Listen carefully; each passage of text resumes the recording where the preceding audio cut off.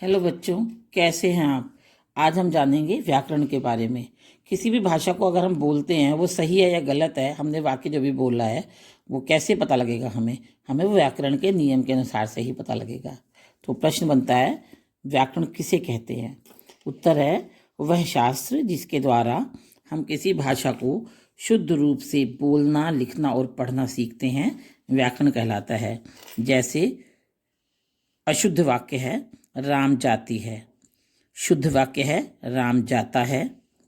फिर से एक और हम उदाहरण देखते हैं। अशुद्ध वाक्य है अध्यापिका पढ़ाता है, शुद्ध वाक्य है अध्यापिका पढ़ाती हैं हमने इसलिए लिया है क्योंकि अध्यापिका आदर सूचक हैं, इसलिए हमने अनुस्वार का प्रयोग किया है के साथ। और एक विशेष बात, हर भाषा का अपना व्याकरण होता है। हर भाषा का, कोई भी भाषा हो उसका व्याकरण जरूर होगा। बच्चों, हमने जाना कि व्याकरण किसे कहते हैं। अब प्रश्न बनता है आपका, व्याकरण के भाग।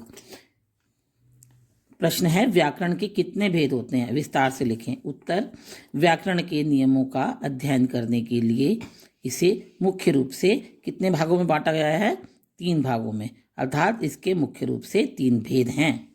नंबर 1 पर है वर्ण विचार, नंबर 2 पर है शब्द विचार और नंबर 3 पर है वाक्य विचार। अब आता है वर्ण विचार। इस भाग में हम वर्णों के स्वरूप, भेद, उनके उच्चारण, प्रयोग तथा संधि के बारे में अध्ययन करते हैं। अर्थात वर्ण कितने हैं, जैसे स्वर या व्यंजन, उनका उच्चारण स्थान कौन सा है, वर्णों का प्रयोग किस प्रकार से किया जाता है और किस ढंग से, अर्थात सही ढंग से किया जाना, ये सब हम वर्ण विचार में सीखते हैं।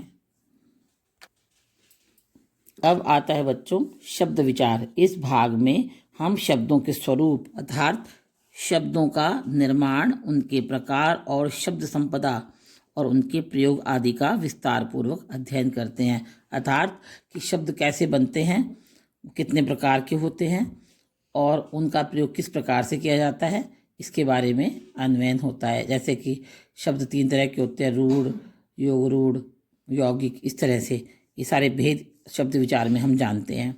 उसके बाद आता है वाक्य विचार। इस भाग में हम वाक्य और उसके अंग, जैसे उद्देश्य, विधेय, वाक्य की बनावट, उसके प्रकार, शुद्धता और उनके प्रयोग के बारे में जानते हैं और उसका अध्ययन करते हैं।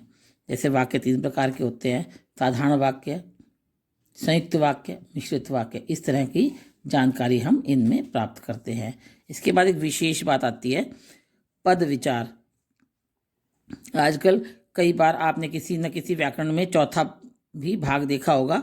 वैसे तो मुख्य रूप से 3 होते हैं और चौथा भी कई बार व्याकरण में लिखा होता है किसी किसी व्याकरण की पुस्तक में, तो हम उसके बारे में अलग से विशेष तौर पे चर्चा करेंगे।